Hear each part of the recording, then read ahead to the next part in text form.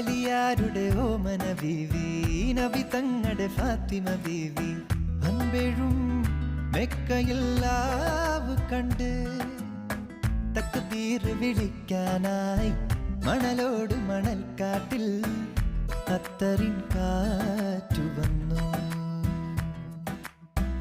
അലിയാരുടെ ഓമന ബീവി, നബി തങ്ങളുടെ ഫാത്തിമ ബീവി.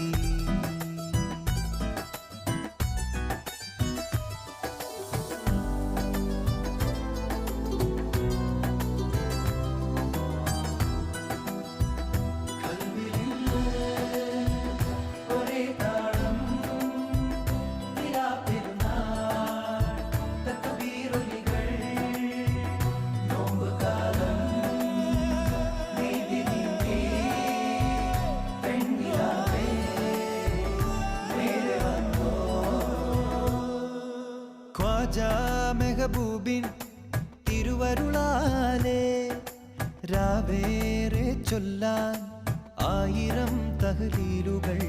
ദൂരെ പുണ്യമാസം പോയി മറയുന്നു, ഹറമിൻ പടിയോളം രാവുണർത്തും പാട്ടുകൾ പാടിടും പെൺകൊടി ആരാണു